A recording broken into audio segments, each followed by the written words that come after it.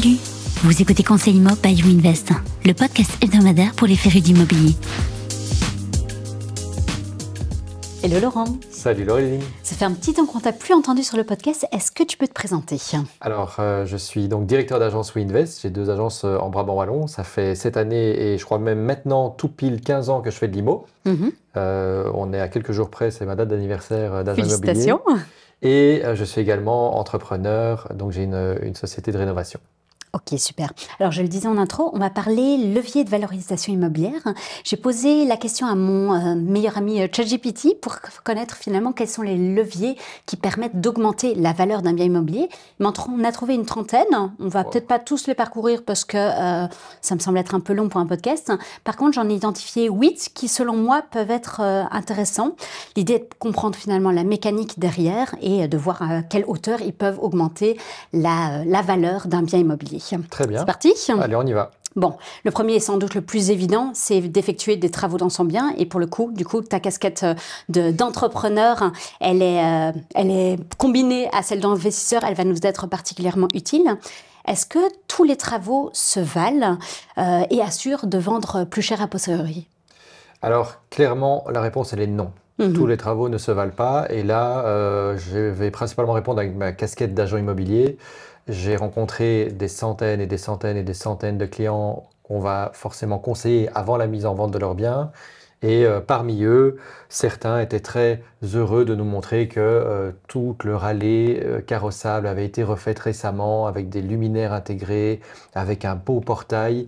Et en fait, quand on découvre la maison, on se rend compte que la cuisine, elle date des années 80. Les salles de bain sont obsolètes et on a encore un vieux sol également d'époque. Et en fait, ils ont mis 25 ou 30 000 euros dans le premier point que je viens de citer, mais ils n'ont rien mis dans ce qui va vraiment avoir un impact au niveau du look et du coup d'œil quand ils vont vendre leurs biens. Donc avoir une jolie allée carrossable, c'est très bien, avec un beau clinkers ou autre chose, mais si à l'intérieur, on n'a pas un effet waouh qui est parmi les critères les plus importants des acheteurs, ben, ça ne sert à rien. Donc, quand on va faire des travaux dans son bien, il faut clairement déjà s'entourer d'un bon agent immobilier ou de bons professionnels qui peuvent vous conseiller sur ce dans quoi il faut vraiment investir. Et il faut se poser la question, quoi. Est-ce que je vais mettre 30 000 euros là-dedans alors que tel et tel point ne sont pas encore réalisés dans ma maison? Du coup, si tu dois les citer, c'est quoi les travaux qui vont ajouter le plus de valeur à un bien immobilier? Aujourd'hui, on peut distinguer 2 choses. Alors, il y a les personnes qui veulent acheter pour vendre ou qui ont acheté, qui ont vécu dans leur maison et qui vont vendre, ou alors les personnes qui veulent rénover pour mettre en location. Dans les 2 cadres, bien sûr, certains éléments vont revenir. Quand on va louer quelque chose, ça va être plutôt le coup d'œil esthétique. Quel est le type de sol que j'ai mis? On peut avoir des types de sols qui sont très tape à l'œil, mais pas très chers au mètre carré. Et alors, cuisine et la salle de bain. Ça, ce sont vraiment les incontournables qu'il faut avoir au top niveau quand on va louer. On ne peut pas louer avec une toute vieille cuisine, brinque-ballante, qui est dysfonctionnelle, ou des vieilles salles de bain dans lesquelles ce n'est pas agréable d'aller prendre sa douche. Dans les 2 cas de figure, et là à la vente aussi, tout ce qui va être maintenant lié au PEB, on n'arrête pas d'en parler, mais c'est un incontournable également parce qu'on ne peut plus se permettre de soit mettre en vente quelque chose, soit louer quelque chose, surtout louer, surtout avec les normes au niveau des législations au niveau de tout ce qui est locatif, où ils vont avoir, ou empêcher en tout cas peut-être les propriétaires de pouvoir indexer, par exemple, les loyers. Et donc l'isolation, c'est l'isolation des murs, de la toiture bien sûr, ce sont les châssis, c'est un bon système de production de chauffage et parfois même avoir déjà l'électricité aux normes, c'est un point essentiel. Pourquoi? Parce que normalement, ce n'est pas au propriétaire à mettre aux normes l'électricité quand il va vendre quelque chose, mais comme l'acheteur va d'office regarder à ce rapport-là pour savoir s'il y a des choses à faire et que c'est quelque chose d'assez flou, on ne sait pas toujours quel est l'impact des infractions qu'il y a et qu'est-ce que ça va générer comme travaux. Ou alors sinon de se faire bien conseiller par un électricien, mais ce n'est pas toujours possible pour les gens. Recevoir un bien qui est avec un bon PEB et un rapport électrique conforme, c'est déjà une partie de négociation qu'il n'y a pas sur le prix. Et là, je fais le parallèle avec la location par rapport à l'isolation, le chauffage, etc. Moi, je conseille un ami et client depuis quelques années déjà. Il a investi dans 2 bâtiments où il y a 5 appartements dans chacun d'eux. Et ce sont 2 bâtiments qu'il a fait vraiment nickel, avec une isolation excellente. Et l'avantage, c'est que les locataires, il y a donc 10 locataires en tout, ils payent extrêmement peu en chauffage. Donc au départ, on a fixé des montants de provision qui étaient plus ou moins cohérents, selon ce qui nous semblait cohérent. Il y a une chaudière qui est commune, donc ce sont des compteurs de passage au niveau des calorimètres, au niveau du chauffage. Et au fur et à mesure des années, on a remarqué qu'ils consommaient mais quasi rien du tout. J'ai jamais vu une si faible consommation. Le gros atout que ça donne au propriétaire, c'est que chaque année, quand il indexe son loyer, il le fait avec beaucoup d'aisance. Pourquoi? Parce que chaque année, il rembourse les gens de ce qu'ils ont trop payé en chauffage. Il leur dit, voilà, on va refixer la mensualité de chauffage plus basse que ce qu'on a fait au début. Par contre, sachez que j'augmente le loyer parce que je l'indexe. D'accord, oui. Et du coup, les gens le sentent beaucoup moins. Parce qu'on va peut-être retirer, je sais pas moi, 20 ou 30 euros de provision de chauffage par mois. On leur rembourse par exemple de 300 euros parce qu'ils ont cotisé trop, 300 euros. Et d'un autre côté, on leur dit juste, voilà, il y a 80 euros d'augmentation de loyer, par exemple. Donc ça se Et compense ça en passe fait. beaucoup mieux. Et eux se disent, OK, j'ai un tellement bon bien que c'est OK de payer un peu plus cher mon loyer parce que je paye quasi rien en chauffage, quoi. Est-ce qu'on arrive à quantifier finalement la différence de prix en termes de vente ou peut-être en pourcentage en termes de vente ou en termes de location d'un bon PEB par rapport à un bien complètement énergivore? Alors pour la vente, c'est certain que l'impact va être de 10 à 20% facilement sur la valeur du bien quand on a un bon PEB que quand on n'a pas un bon PEB. En revanche, pour la location, c'est un peu moins quantifiable, mais aujourd'hui, et je le ressens très fort avec ma casquette d'agent immobilier, là où à l'époque, les locataires s'en fichaient un peu plus que les acheteurs, aujourd'hui, ils sont hyper regardants avec le montant, avec le niveau, pardon, du PEB. Ok, super. Donc c'est quand même très très important encore. Ouais. Oui, parce que ça reste malgré tout des travaux qui sont quand même assez chers, hein, les travaux de rénovation. Est-ce que ça vaut la peine de les entreprendre avant de mettre en vente? Alors, ça, c'est une excellente question parce que beaucoup vont se dire, tiens, je vais mettre, je sais pas moi, 40 000 euros pour isoler mieux mes murs, avoir des meilleurs châssis, etc. pour vendre. Mais dans la plupart des cas, et il faut vraiment prendre ça avec des pincettes parce que c'est du conseil au cas par cas. Dans la plupart des cas, ça va être un mauvais investissement. Parce que 1 euro investi dans la maison, c'est pas 1 euro qu'on va retrouver à la vente forcément. Il faut prendre le temps d'amortir les travaux qu'on fait dans son bien et surtout, il faut bien cibler les travaux qu'on fait. Parce qu'on peut très vite se tromper si on est mal conseillé sur les travaux à réaliser. Donc, de ce point de vue-là, moi, je dirais que si on a un bien qui est totalement à rénover, par exemple, on va avoir un vrai taudis, un chancre au niveau PEB qui est une catastrophe, ben non, faites pas de travaux, vendez-le tel quel. Par contre, ce que vous devriez faire à ce moment-là, c'est plutôt mettre un peu d'argent pour désengorger le bien s'il est rempli d'objets ou autres, rafraîchir correctement les abords et défricher le jardin, par exemple. Comme ça, de toute façon, c'est un type de bien qui va attirer des gens qui ont un regard un peu plus expert comme des investisseurs. Eux, ils ont besoin de voir quelque chose de clean, même si c'est à rénover. Mais au moins, c'est clean et je vois tout en tant qu'investisseur. Si vous avez un bien, par contre, qui est déjà plus récent et qui a 10, 15, 20 ans d'existence, normalement, le PEB est aux alentours de D, a priori. Dans ce cas-là, faites pas non plus d'investissement parce que D, c'est déjà acceptable. Si les gens veulent le faire augmenter, ils mettront des panneaux solaires, ils amélioreront la ventilation du bien si c'est possible. Et voilà, donc ce type d'investissement, il faut le laisser à l'acheteur. Il y a d'autres investissements à faire quand on vend. Mais avoir un bon PEB, clairement, ça impacte le prix de vente. Donc si vous achetez aujourd'hui en vue de faire une plus-value dans 20 ans et de profiter des loyers d'ici là, moi, clairement, mon conseil, c'est faites en sorte que votre PEB soit excellent, le plus excellent possible. Parce que dans 20 ans, vous vous remercierez d'avoir fait l'investissement. Non seulement vous l'aurez amorti, mais en plus de ça, dans 20 ans, la valeur de revente aura un plus gros impact pour vous. Vous êtes gagnant sur les deux tableaux, quoi. Top. Et du coup, tu viens de le mentionner, les travaux essentiels lors d'une vente, c'est quoi selon toi? Alors, justement, il faut déjà bien voir si on en fait ou pas. Travaux essentiels, si c'est faisable, c'est avoir une chouette cuisine, une chouette salle de bain, une bonne production d'eau chaude, de chauffage, pardon, et d'eau chaude finalement aussi, puisque c'est lié, mais une bonne isolation. Mais est-ce qu'il faut faire ces travaux? Oui, non, ça dépend vraiment du bien que vous vendez, quoi.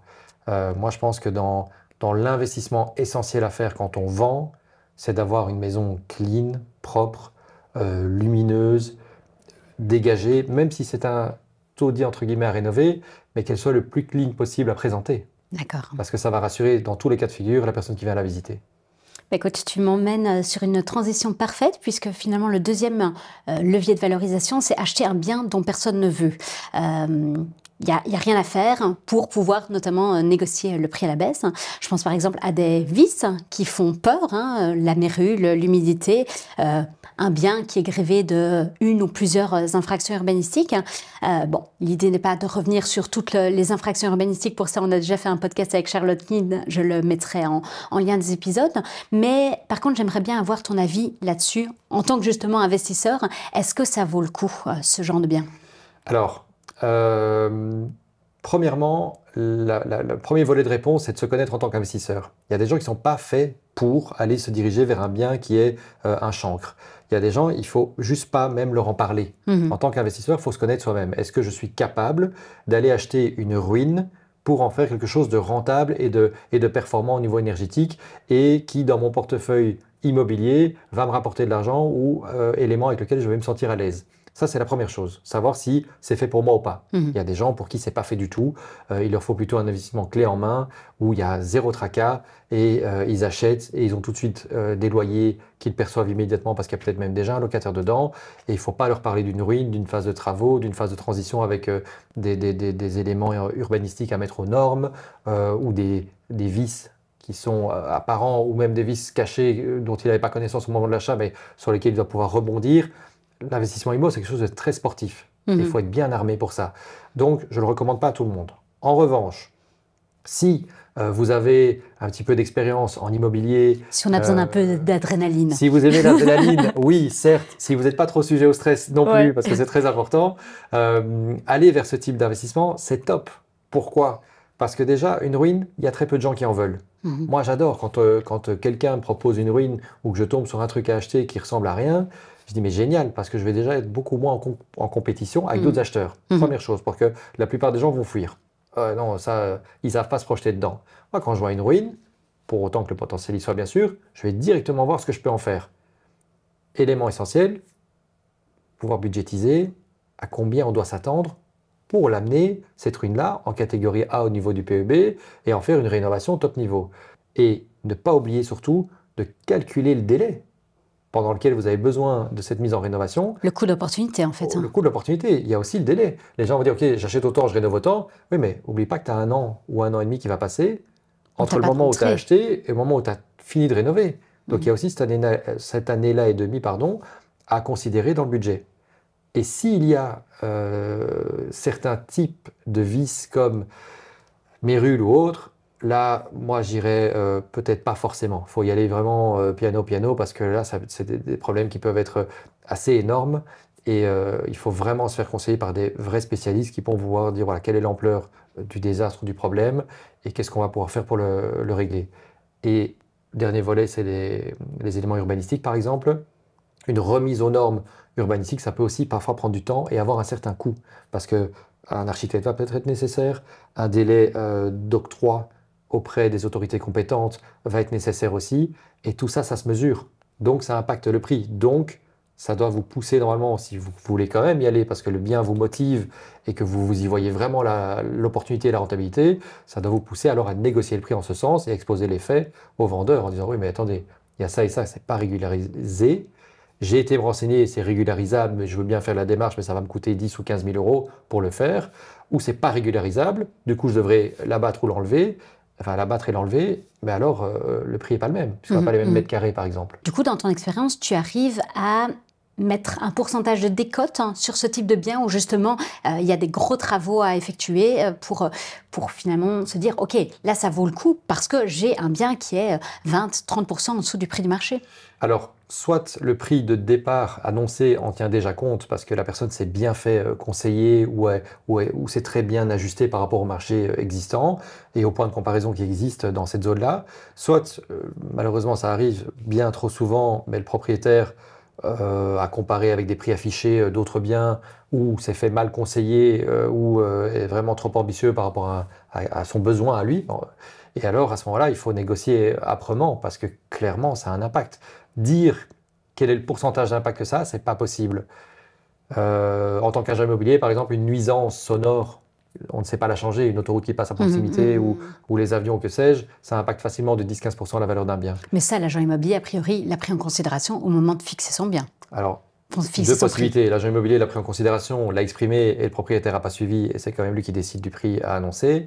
Deuxième possibilité, l'agent immobilier l'a pris en considération mais un peu à sa sauce et le prix n'en tient pas forcément compte non plus. D'accord. Donc, d'un autre côté, c'est aussi une relation commerciale entre l'agent immobilier et son propriétaire, où l'agent veut parfois peut-être plus le mandat que de conseiller totalement honnêtement sur le prix, et ça arrive bien souvent, et ne font pas entendre au propriétaire ce qu'il devrait entendre. En amont, en tout cas, En pour essayer amont, d'avoir avant le de mettre mandat. en vente, oui. Le levier, souvent, ça consiste à ajouter des espaces supplémentaires dans un bien, voire créer une nouvelle pièce, soit en faisant une extension, soit en cloisonnant différemment le bien, soit en exploitant des surfaces qui ne sont pas utilisées actuellement, un grenier, une cave, etc. Qu'est-ce que tu en penses? Alors, exploiter des mètres carrés présents, c'est top. Pourquoi? Parce que si vous avez un grand grenier, autant en faire une chambre et une salle de bain complémentaires. Quand on veut louer quelque chose, avoir une chambre de plus, c'est un revenu en plus. Surtout en colocation, par exemple.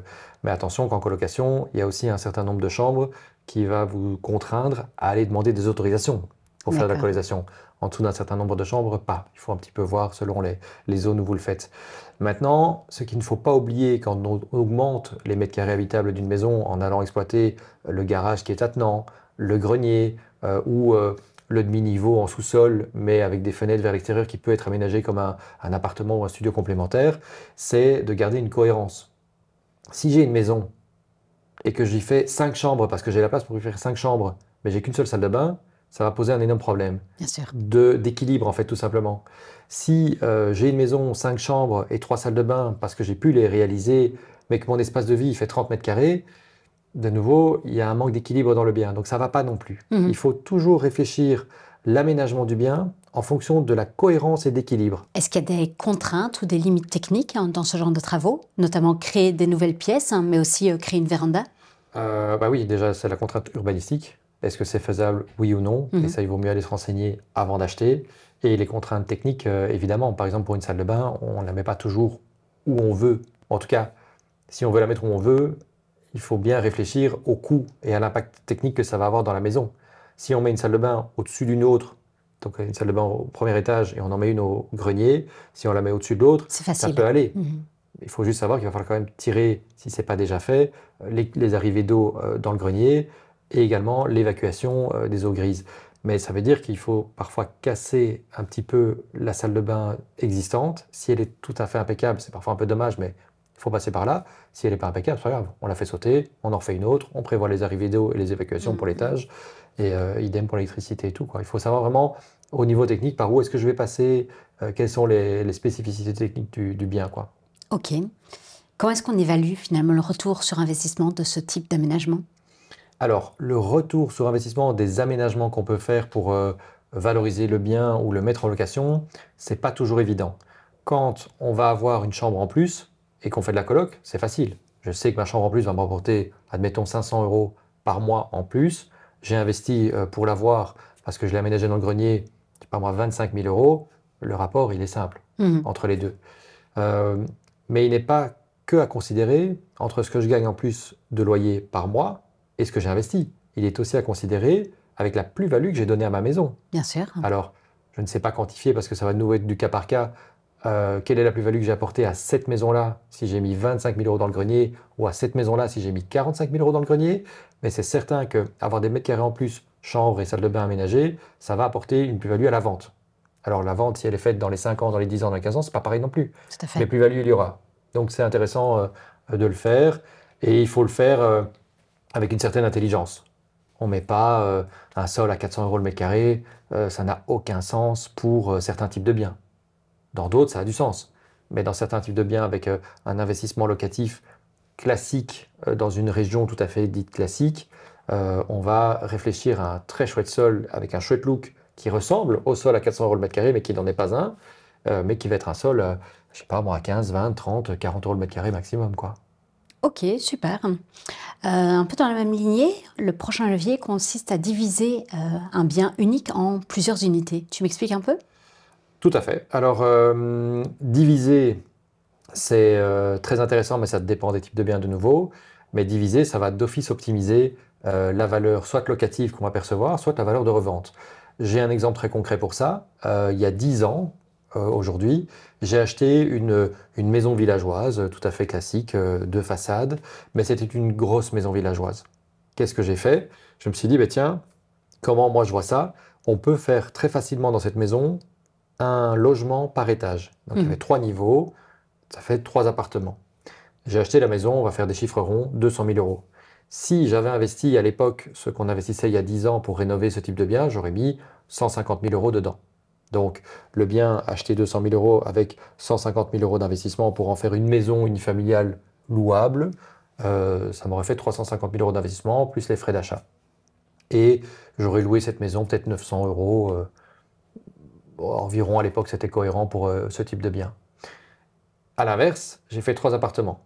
Donc c'est sûr que j'ai pas mis que 150 000 euros, c'était pas possible. J'ai mis 250 000 euros. D'accord. J'ai aussi une économie d'échelle. L'isolation des 2 façades, ça reste l'isolation des 2 façades. Que ce soit une maison ou 3 appartements, c'est le même coût. Donc il y a quand même une économie d'échelle, c'est pas le double d'investissement. Bien sûr. Donc j'ai mis 250 000 euros pour ces 3 appartements, plus les 200 000 euros d'achat, je suis à 450 000 euros. Au lieu de toucher 900 euros tous les mois, j'ai touché 3 fois 800 euros tous les mois. D'accord. Donc la rentabilité mensuelle a explosé. J'avais un coût de crédit plus important. Mais à la revente, à peine j'avais terminé mon projet, j'étais déjà à 550 000 euros de valeur de revente. Alors que la maison, si je l'avais gardée telle quelle, j'aurais pas forcément dépassé les 375 390 000 euros de revente. D'accord. Et encore en attendant plusieurs années. Donc ça veut dire que là où j'aurais gagné à la revente tout de suite 15 000, 20 000, 30 000 tout au plus de valeur de revente, en ayant fait les 3 appartements, j'étais déjà beaucoup plus haut. J'étais au moins 100 000, 120 000 euros de valeur de revente immédiate. Investissement plus important, certes, et il faut voir un peu avec les capacités d'investissement, etc., si les banques suivent, et aussi transformation au niveau de l'urbanisme. Tu anticipes ma prochaine question. J'imagine qu'il y a des contraintes urbanistiques ou administratives à suivre pour ce genre de projet. Ça, c'est pas à la portée de n'importe qui. Non, tout à fait. Alors il faut être bien armé parce que alors là, c'est l'administration communale à laquelle on s'attaque, entre guillemets, on s'attaque pas, mais on va leur proposer quand même d'accepter le changement d'une maison unifamiliale de centre de village ou de centre de ville en 3 appartements. Donc il va y avoir les contraintes de parking. Est-ce que j'ai assez de parking? Est-ce que ce parking est accessible facilement? Comment est-ce que je vais réguler les accès à chacun des 3 logements pour que ce soit confortable et qu'il n'y ait pas une incohérence là-dedans? Comment je vais disposer mon hall commun? Où va se situer ma cage d'escalier? Cage d'escalier, s'il n'y a que 2 niveaux, donc Ré plus 2, ça va. Mais si j'ai un peu plus de niveaux, il va falloir parfois penser à une solution aussi ascenseur. Est-ce que j'en mets un, j'en mets pas? C'est cher. Donc il faut bien réfléchir à ça. La commune va parfois imposer que l'appartement du rez-de-chaussée soit PMR, donc accessible aux personnes à mobilité réduite.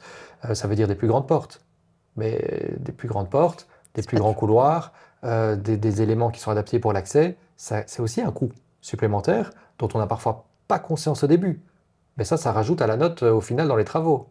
Parce qu'il faut une rampe, etc. pour qu'il ait accès au moins d'un des 2 côtés du hall, si c'est un hall traversant.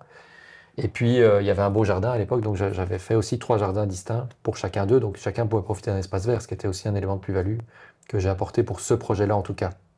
Mais clairement, les contraintes urbanistiques, il faut considérer qu'il va y avoir 6, 8 mois peut-être qui vont passer rien que pour le permis.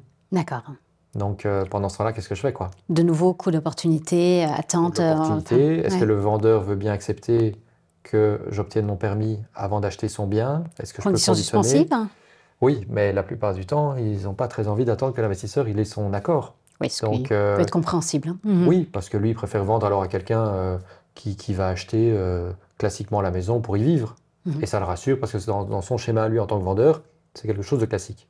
Ok, j'ai une famille qui va reprendre ma maison familiale dont j'ai hérité ou dans laquelle j'ai vécu. Ça le conforte quelque part. Même si, a priori, quand on vend un bien, il ne devrait y avoir que l'argent qui guide le choix, ce n'est pas tout à fait vrai parce que la plupart des vendeurs, ils ont à cœur que la personne qui reprend la maison familiale, elle en prenne soin, elle l'embellisse, elle s'entende bien avec les voisins comme eux se sont bien entendus avec les voisins. Et on est tout à fait au-delà du financier, quoi. Ce qui est très étonnant dans les ventes, mais ça se passe réellement comme ça. Et donc, l'investisseur qui arrive, soit il doit offrir plus, en disant, écoutez, si vous acceptez ça, je mets 25 000 euros de plus sur la table. S'il peut faire 3 logements, Les 25 000 euros, ils sont vite rentabilisés, donc il peut le faire. Ou alors, l'investisseur a déjà eu contact préalable avec la commune et il est suffisamment en confiance avec eux que pour dire, OK, j'ai parlé avec eux, ils m'ont dit clairement que 3 logements, ce serait possible à condition que j'ai autant de parking ou que j'ai ceci, cela, ça me semble faisable, et donc j'avance, j'achète. Et je ne conditionne pas avec l'obtention de permis. Mais il faut avoir fait un travail en amont, finalement. Alors moi, je l'ai pris, ce risque, plusieurs fois déjà. Mais c'était payant. À chaque fois, c'est passé. Ok. Mais je conseille pas ça aux cardiaques, quoi. D'accord. Ok. On peut peut-être aborder la colocation. C'est un peu le même principe. Au final, à plus petite échelle, plutôt qu'avoir un appartement, imaginons 3 chambres louées à une seule et même famille, on utilise cet appartement ou cette maison 3 chambres pour faire 3 baux distincts pour une colocation. Tout à fait. Beaucoup plus rentable de nouveau, mais beaucoup plus sport à gérer. Okay. C'est-à-dire que si vous partez vers la colocation, c'est nouveau, je vais dire ça comme ça, mais c'est une science. Il faut appliquer le process, il faut appliquer les bonnes méthodes pour avoir le résultat escompté. Il ne faut pas le faire à la va-vite ou en pensant que ça va tomber très facilement et que ça se gère comme ça à la va-vite. Non, pas du tout. La colocation, je vais prendre un exemple. J'ai acheté une maison, de nouveau, maison de type de rangée, de façade. Maison que j'ai achetée pour quasiment rien dans une région où les prix sont encore accessibles, ça existe. Proche du Brabant wallon malgré tout. Donc il y a quand même encore l'effet des bonnes valeurs, mais aussi des bons locataires. C'est ça qui m'intéressait. J'ai acheté cette maison-là 100 000 euros. J'ai rénové pour 180 000 euros. Donc investissement total 280 000 euros. Si j'avais dû de cette maison-là en faire une maison classique unifamiliale en 2-3 chambres, une salle de bain, de nouveau, je la louais 1 000 euros pas plus. On parle à l'heure actuelle. 1 000 euros pas plus. Mais l'investissement aurait été quasiment le même. Ce que moi j'ai rajouté dans mon investissement, ce sont des salles de bain et une grande chambre en plus. Et donc il y a 2 salles de bain que je n'aurais pas fait dans l'option 1, je les ai fait dans l'option 2. Mais le coût de ces salles de bain n'est pas si énorme par rapport à mon investissement de toute façon que j'aurais dû consentir pour ce bien-là. En revanche, là où j'avais une maison, 3 chambres, une salle de bain louable à 1 000 euros, j'ai maintenant une coloc 4 chambres louable à plus de 2 000 euros. Ah oui, la différence, pour quasiment le même crédit. Pour quasiment le même crédit. Pas forcément le même, mais quasiment le même. Tu dis quasiment parce que parce qu'on ne crédite pas pareil s'il faut faire 2 salles de bain de plus et un aménagement de grenier en plus. Donc il y a un petit peu plus à consentir, c'est certain. Après, on ne va pas rentrer dans le volet des crédits, mais il y a aussi des leviers de type de crédit qui peuvent permettre d'avoir un crédit qui est très bas mensuellement. Mais ça, c'est un autre podcast forcément. Ouais. Mais ici, j'ai plus de 2 000 euros de loyer. Du coup, ça veut dire quoi? Ça veut dire que ma rentabilité elle a explosé. Donc, partir sur de la coloc, oui. Mais de nouveau, il faut bien se connaître en tant qu'investisseur. Ça veut dire qu'il faut savoir dire « je suis capable de gérer ça ». Je suis capable d'apporter le produit qu'ils attendent et je suis capable d'être dispo pour gérer une colocation. Ça veut aussi dire plus de va-et-vient. Est-ce que dans la même lignée, il y a aussi des autorisations spécifiques pour transformer un bien unifamilial en une coloc? Alors, dans certaines zones, oui, et ça dépend du nombre de chambres. Il me semble, moi j'ai fait exprès, parce que le grand grenier que j'ai aménagé dans cette maison-là, par exemple, j'aurais pu faire 2 chambres. Ça allait faire 5 chambres, et puis je me suis dit, ouais, 5 chambres, c'est peut-être même un peu trop. Alors que l'espace de vie en bas était suffisamment grand. Il y a des extensions en rez-de-chaussée qui le permettaient pour avoir un grand espace de vie. Donc, ils ont 2 salons, une immense cuisine. Enfin, ils sont vraiment super bien. Mais il y a des communes où le fait d'avoir 5 chambres nécessitait une autorisation, par exemple, pour la coloc. Et ça ne m'intéressait pas d'encore aller demander ça. Je préférais ne pas le faire, avoir 4 chambres et partir sur de la coloc comme ça, quoi. Ok, super clair. Par contre, excuse-moi, mais c'est vrai qu'il y a des autorisations, il en faut pour transformer parfois l'habitat en autre chose que ce que c'est au début, comme je donnais l'exemple pour la maison. C'est une maison unifamiliale qui est devenue 3 appartements. Oui, là évidemment, permis. Voilà, il y a une affectation différente, donc permis. Ok. Est-ce que la fiscalité est identique pour les propriétaires bailleurs de coloc versus de biens classiques ou pas nécessairement? Alors, il va y avoir un impact fiscal selon comment on détient le bien. Donc, certaines personnes vont préférer investir en personne physique, donc détenir le bien en privé, et d'autres vont préférer le détenir en société. Ça dépend un peu des investisseurs. Prochain levier de valorisation, le changement d'affectation, donc faire passer un bureau, une surface commerciale, une grange en logement ou inversement. On a pas mal parlé à la sortie du Covid. Finalement, il y avait, avec la recrudescence du télétravail, il y avait pas mal de plateaux de bureaux qui étaient vides et l'immobilier de bureaux devenait du coup moins rentable et une opportunité s'en est trouvé de transformer ces plateaux de bureau en logement. Qu'est-ce que tu en penses? Tu sais m'en dire plus, hein? Alors, je sais t'en dire plus sous plusieurs aspects. Le premier, c'est avec ma casquette d'agent où nous fréquentons énormément de promoteurs immobiliers qui s'y sont attaqués à transformer ces fameux bâtiments de bureaux, surtout ici à Bruxelles, dans la capitale, en logements. Eux font face à trois grosses problématiques. Celle très connue du monde de l'immobilier neuf pour le moment, c'est le coût de rénovation, le coût de transformation qui a explosé. Main-d'œuvre, matériaux. Exactement. La deuxième problématique, très connue de tous, qui ne s'applique pas à l'exemple, mais qui est la même pour tout le monde, pour tous les promoteurs, c'est le prix au mètre carré, qui malheureusement reste quand même finalement assez bas pour la capitale européenne qui est Bruxelles, par rapport à d'autres capitales. Tout à fait. Ça, c'est une vraie problématique, parce qu'on va rénover pas forcément plus cher à Bruxelles qu'à Paris ou à Londres, au contraire. Mais par contre, le prix au mètre carré est très différent. Donc ça pose problématique dans la rentabilité qu'on peut en avoir des projets. D'ailleurs, on sait que certains promoteurs ont complètement délaissé certaines communes belges parce que le prix à la sortie n'est pas aussi important que pour supporter tous les coûts de rénovation. Et ils ne s'y retrouvent pas. Ouais. Et on en parle alors que je crois que le podcast s'intéresse plutôt à monsieur et madame tout le monde, à plus petits investisseurs que les promoteurs. Mais il faut surtout parfois regarder ce que font les investisseurs professionnels, les promoteurs, pour savoir comment est-ce que nous, on peut diriger les choses aussi. Et donc, pour répondre à ta question sur le bureau à transformer, super idée. Mais là, la problématique que rencontrent les promoteurs, et j'ai parlé avec certains d'entre eux encore très récemment, c'est les délais d'octroi de permis que les communes n'ont pas facilité, alors que c'est une réhabilitation de parfois un immeuble qui est totalement laissé à l'abandon et qu'il faudrait peut-être s'activer pour très rapidement donner des accords à un professionnel qui a un projet sérieux pour le transformer. Et alors qu'ils sont en manque de logement, globalement. Bien sûr, donc ça répond aux besoins, mais on reste dans malheureusement, cette systématique pénible du permis qui va mettre des années à être octroyé. Le problème, c'est que le promoteur, il a déjà acheté le projet, parfois au préalable. Donc c'est sur ses fonds à lui qu'il subsiste, qui tient ce délai avant d'obtenir le permis, avant de réaliser la chose.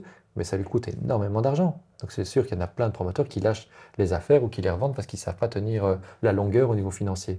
Et donc à titre plus à notre échelle à nous, d'investisseurs particuliers, je vais dire, c'est intéressant d'aller parfois chercher un petit immeuble qui était anciennement utilisé comme bureau pour le transformer en logement.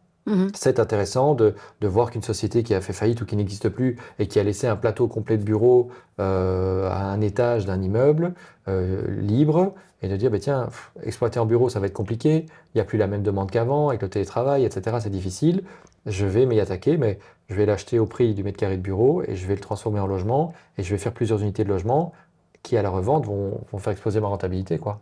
À ton échelle, tu parlais par exemple d'un immeuble mixte avec du logement potentiellement aux étages et puis une surface commerciale. Tu as déjà eu l'occasion de transformer cette surface commerciale en une troisième, quatrième unité de logement? Je m'y attaque justement maintenant. J'ai trouvé un bien qui m'intéresse très fort où il y a une maison classique et puis une partie de la maison qui n'est pas une extension, qui fait vraiment partie du bloc maison, était totalement exploitée par un commerce.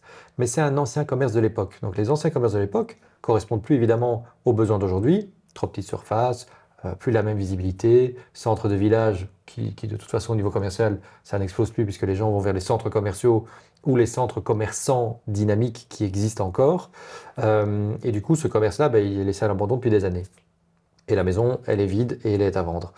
Et j'ai été voir la commune en disant voilà la problématique. Voilà cet élément-là qui ne sera plus jamais un commerce, parce que personne ne va ouvrir un commerce dans cette petite rue du village là-bas. Est-ce que vous seriez d'accord que sur 2 niveaux, parce qu'il faut imaginer un gros bloc rectangulaire avec en bas à droite le commerce, et puis il n'y a pas d'exploitation du niveau supérieur de ce commerce-là, qui est pourtant dans le gros bloc. Et l'autre partie, c'est la maison. Et j'ai dit, moi je veux rénover la maison comme elle est, avec son Ré plus 1 et tout le grenier. Et en bas à gauche, là où il y avait le commerce, et le niveau juste au-dessus, en faire un appartement distinct. Et la commune, pas contraire, m'a dit ok, a priori ce serait d'accord. Il faut vraiment que vous ayez tel parking, etc. Donc il y avait 2-3 contraintes. Je me suis dit alors je vais m'y attaquer. Parce que du coup, au lieu d'acheter simplement une maison villageoise, j'ai acheté une maison villageoise où je peux faire une coloc, 4 chambres, 2 salles de bain, 3 salles de bain, peu importe ce que j'arrive à aménager dans la partie maison, mais j'ai un appartement en plus, donc une rentabilité en plus. Et ça me coûte quoi?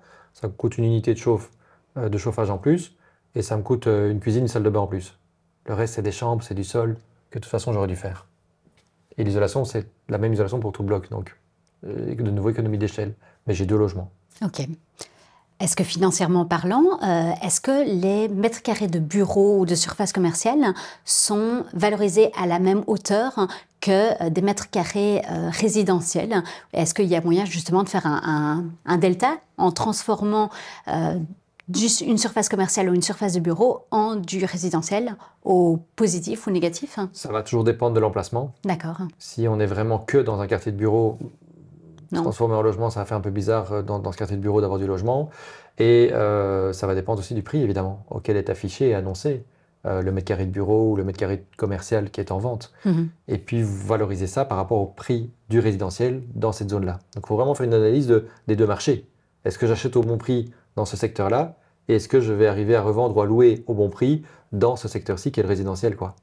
Un dernier levier est probablement un des plus simples, c'est en tout cas un des moins chers, c'est le homestaging. Alors je vais évidemment rediriger vers l'épisode qu'on a déjà fait avec Anouchka Deco sur le sujet, mais dans les grandes lignes, c'est donc toutes les techniques employées pour rendre le bien le plus attrayant possible au niveau de la vente, essentiellement dépersonnaliser, désencombrer, réparer, ranger et épurer le bien pour le présenter sous son meilleur jour aux acheteurs afin de les aider potentiellement à se projeter plus facilement dans le bien et créer un coup de cœur.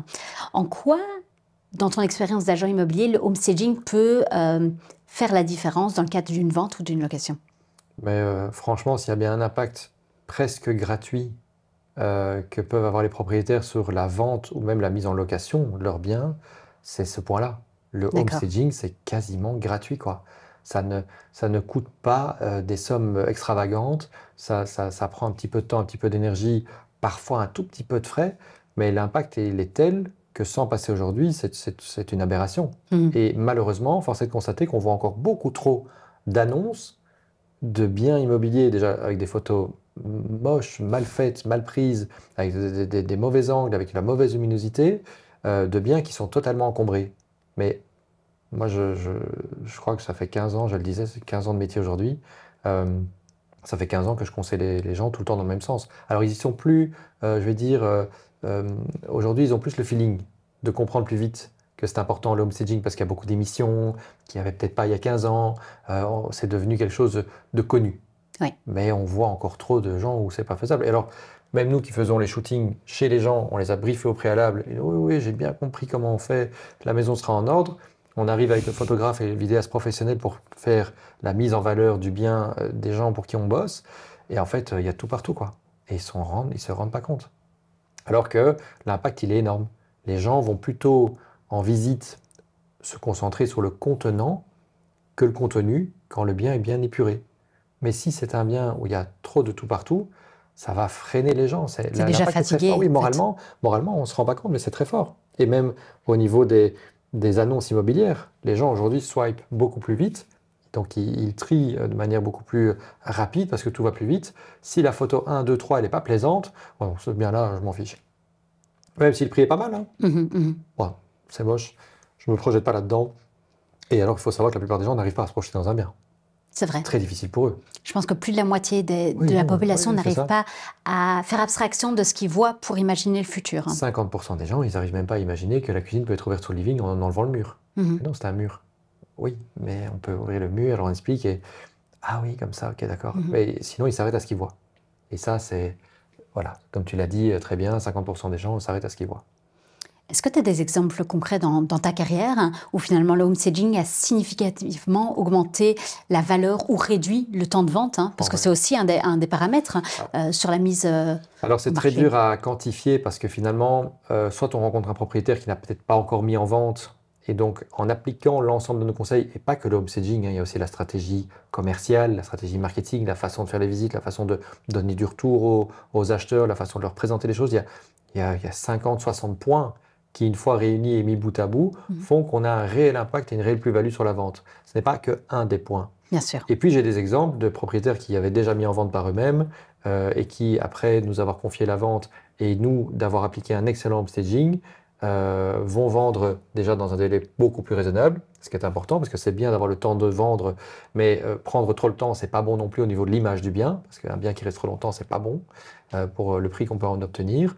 Mais souvent, on n'applique pas que le conseil home staging sur un bien. Il y a d'autres conseils, comme je le disais, qui vont faire que la plus-value, elle est là. Alors, je ne sais pas dire si c'est autant de pourcents grâce au home staging, autant de pourcents grâce à notre façon professionnelle de le faire, autant de pourcents grâce au prix qui est parfois bien mieux fixé, ou la stratégie prix qui est plus cohérente, qui fait que c'est l'ensemble des choses. Mais le home staging, aujourd'hui, ce serait fou de s'en passer. On ne peut pas s'en passer. Il faut un bien clean, un bien propre, lumineux, on voit ce qu'on a à voir, même dans les biens à rénover, hein.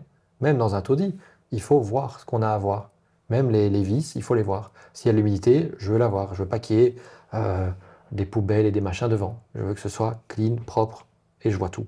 Quand quelqu'un voit tout, qu'il n'y a aucune zone d'ombre sur l'acquisition qu'il veut réaliser, c'est quelqu'un qui est beaucoup plus rassuré.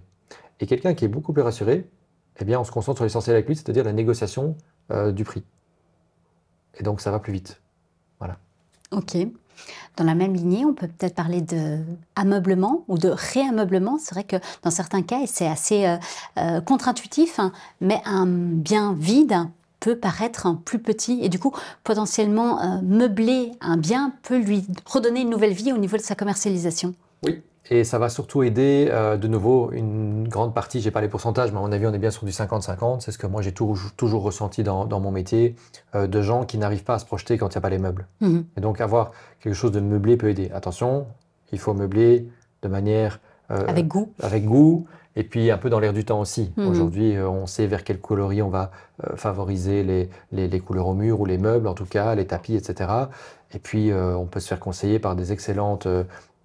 conseillères en décoration qui viennent à la maison pour une certaine petite somme d'argent et qui vont vous dire voilà, pour bien vendre votre maison, vous faites ça, on va mettre ce mur-là dans telle couleur. On le voit d'ailleurs dans l'émission que WeInvest que nous avons sur RTL TVI. On le voit que bien souvent dans les biens, on fait passer, mais tu l'as cité tout à l'heure, Anouchka Déco, et elle va recommander parfois des petites choses. C'est des petits investissements, considérés comme petits investissements par rapport à la rentabilité que ça peut apporter, mais qui vont avoir le bénéfice de créer l'effet waouh chez les personnes quand ils vont découvrir le bien, que ce soit sous photo, vidéo ou lors de la visite tout simplement. Mmh. Donc ouais, très important, l'ameublement. Et puis si c'est un bien vide, il ne faut pas s'alarmer pour autant. La plupart des maisons qu'on vend, les propriétaires vivent pas toujours, ne vivent plus dedans forcément, ou ils en ont hérité ou quoi. Quand ils en ont hérité et que c'est meublé, souvent on dit enlevez les meubles, parce que ce sont des vieux meubles de famille, et ça prête pas non plus à ce que les gens puissent imaginer une nouvelle maison modernisée, parce qu'elle va de toute façon nécessiter des travaux. Donc parfois on dit enlevez les meubles. Okay, laissez vide. Ok. J'aimerais prendre un dernier moment pour discuter avec toi du marketing immobilier de manière générale. C'est vrai que c'est un des fers de lance de WeInvest. Selon toi, quelle est l'importance du marketing lors de la valorisation d'un bien immobilier ? Elle est totale en fait, hein. Et c'est comme pour tout dans la vie. Je vais prendre un exemple qui n'est pas du tout l'immobilier. Je vais prendre l'exemple du magasin dans lequel vous faites vos courses tous les jours. Vous avez parfois à hauteur des yeux un produit qui est somme toute aussi bon, mais pas plus ou pas moins que celui qui est en bas de rayonnage, mais son marketing, son packaging ou je veux dire, la luminosité qu'on a mis dessus est telle que on va l'acheter celui-là plutôt qu'un autre, et généralement plus cher que l'autre. Mais on ne vous garantit pas que le goût est meilleur. Mais par contre, on vous a vendu la chose comme étant plus élevée, et c'est justifié. D'accord. Et donc, en immobilier, comme dans tout ce qui existe, quand on fait de la vente, quand on commercialise quelque chose, on commercialise un produit. Si on ne veut pas agrémenter ce produit d'un beau packaging, c'est qu'on refuse finalement la plus-value qu'on peut en faire. Si vous avez un beau bien et que vous faites des moches photos, c'est super dommage en fait, ça n'a pas de sens. Si vous avez un moche bien et que vous en faites aussi des moches photos, eh bien ma remarque est la même, ça n'a pas de sens. Même si le bien est vilain ou c'est un taudis ou que il est difficilement faisable de le mettre en valeur, il y a quand même toujours quelque chose à montrer. D'accord. Si ce n'est pas la façade, c'est les intérieurs, les volumes. Mais il faut savoir les photographier, il faut savoir les montrer. Et aujourd'hui, je crois que beaucoup trop de gens se passent de ça. Par exemple, il y a encore des tas d'annonces sans plan, même chez des professionnels, hein. Donc chez WeInvest, on fait la totale parce que c'est là-dessus qu'on investit, c'est vraiment propre, c'est notre ADN. Mais quand je vois encore d'autres agences qui n'ont même pas mis les plans du bien, je dis mais allez, ça coûte rien aujourd'hui de faire des plans des biens. Des photos pro, des vidéos pro, la visite virtuelle c'est pas mal. Depuis le Covid, il y a quand même pas mal de gens qui ont apprécié pouvoir se mouvoir dans le bien sans bouger de chez eux, parce qu'aujourd'hui tout va plus vite, donc ils ont parfois un peu moins le temps de se rendre disponible aussi. Et les plans. Les plans, pour moi, il faut les avoir d'office. Imagerie 3D, qu'est-ce que tu en penses dans le cas d'un bien qui est justement à rénover pour aider la projection? Oui, ça peut. Okay. Ça peut. Ça coûte parfois un peu plus d'argent et donc à voir si on le fait oui non, parce que si on a déjà tout le reste, ça va. Sur des biens neufs, il faut l'avoir, surtout sur de la vente sur plan par exemple, il faut pouvoir projeter les gens dans ce qui n'existe pas encore, mais sur des biens existants, ça peut. Nous, on utilise parfois des lunettes de vision 3D où un cuisiniste est venu nous faire un plan de ce que pourrait être la cuisine dans la pièce qui est vide face à nous, ou dans la pièce qui est à rénover face à nous. Les gens, ils adorent. C'est un petit côté technologique, c'est un petit côté fun lors de la visite aussi. Ils mettent les lunettes 3D, alors ils peuvent découvrir ce que pourrait être une chouette cuisine dans cet espace-là. Et puis on peut aménager tout ce qu'on veut dans la maison. Peut-être que le futur, ce sera ça. Ce sera de visiter avec des lunettes 3D, peut-être même parfois de chez soi ou de l'agence où on va visiter, on va rencontrer un agent immobilier qui va vous montrer 4-5 biens en restant dans le salon de l'agence. Et puis vous dites, ok, celui-là, je l'ai vu, il me convient, on va aller le voir physiquement ensemble. Et je vais dire que 50, 60, 70% de la décision est déjà faite parce qu'il est rassuré, il voit ce qu'il peut en faire, il s'est projeté. C'est peut-être ça le futur de l'agence. Écoute, c'est sympa de faire des visites avec toi. Est-ce que tu as un exemple d'une vente que vous avez récupérée en commercialisation chez Winvest et que vous avez réussi à mieux vendre, à vendre tout court finalement, grâce à une meilleure mise en valeur? Oui, je pense pas que ce soit 100% de nos ventes parce que la plupart du temps, on rencontre les propriétaires au début de leur réflexion et on les accompagne vraiment de A à Z à construire ce projet avec eux. Mais il y a pas mal de contrats qu'on récupère de confrères qui n'ont pas pu vendre. On en voit tout de suite les raisons quand ça reste longtemps sur un marché et qu'on est spécialisé marché, on sait assez vite cibler les carences et les lacunes de cette commercialisation-là. Donc on rencontre les propriétaires, on repart d'une feuille blanche en leur expliquant ce qu'on va mettre en place pour leur permettre d'avoir une vraie plus-value sur leurs biens. Et ensuite, derrière, non seulement le délai est raccourci et leur permet de réaliser leur projet, parfois ils ont déjà acheté ailleurs, un déménagement est prévu, ou ils doivent se positionner sur quelque chose, et ensuite, surtout, on leur obtient le meilleur prix du marché. Là où quelqu'un d'autre n'y est pas arrivé, ça m'est déjà arrivé de récupérer une vente qui était en vente je vais prendre un exemple très classique, très simple, un petit bien donc à 250 000 € par un confrère, en ayant retravaillé toutes les choses comme je viens de le citer, on a vendu là où le confrère n'a pas vendu pendant 4 mois, en 3 semaines, à 250 000 €. Alors, oui, on n'a pas fait à la même période, mais je venais juste de récupérer le contrat, on a remis en vente dans les semaines qui ont suivi, c'est sensiblement le même état du marché. Il n'y a pas eu un effet de marché, tout d'un coup, les taux n'avaient pas extrêmement diminué. On a juste travaillé les choses différemment. Et là, l'impact du marketing, des stratégies commerciales, du home staging, etc. Il est directement visible. Oui, il est directement visible, clairement. Ok, mais écoute, moi de mon côté, j'ai l'impression d'avoir fait tout le tour des leviers de valorisation. Je ne sais pas si toi, tu as envie de rajouter quelque chose. Non, on est bon, on a fait le tour. Il y a encore plein d'autres choses, mais l'idéal, c'est de se faire conseiller par des bons professionnels, s'entourer surtout, s'entourer des bonnes personnes qui peuvent vous guider là-dedans. Que ce soit au niveau de l'achat, se positionner sur un bien qui peut être un peu complexe, mais aussi au niveau de la vente pour le valoriser au maximum. Bien sûr, avec ma casquette d'entrepreneur et au travers de la belle rénovation, récemment, il y a une personne, un ami de longue date, mais que je ne voyais plus depuis des années. J'avais joué au football avec lui quand j'étais plus jeune. Il m'a appelé, il m'a dit, écoute, voilà, j'ai vu que tu avais la boîte de rénovation. Est-ce que tu peux venir me conseiller? Je viens de faire mon premier investissement pour faire du locatif. Et il a acheté à 2 pas de l'hôpital dans le centre de Namur. Et il me dit, voilà, j'ai ça en tête. Est-ce que ça c'est bien? Est-ce que ça c'est pas bien? Et tout au long de la visite qu'on a faite avec lui, j'ai pu lui recommander, et au niveau technique par rapport à la rénovation, et avec ma casquette d'agent, ce qui serait le plus impactant pour réussir une coloc à cet endroit-là. Et donc lui, il a pris des tonnes de conseils d'une valeur incroyable, mais qui vont assurer sa rentabilité sur des années, quoi. Mais parce qu'il a su être à l'écoute. Un agent immobilier, c'est pas un coût, c'est un investissement. Clairement. Top, un tout grand merci Laurent. Merci à toi.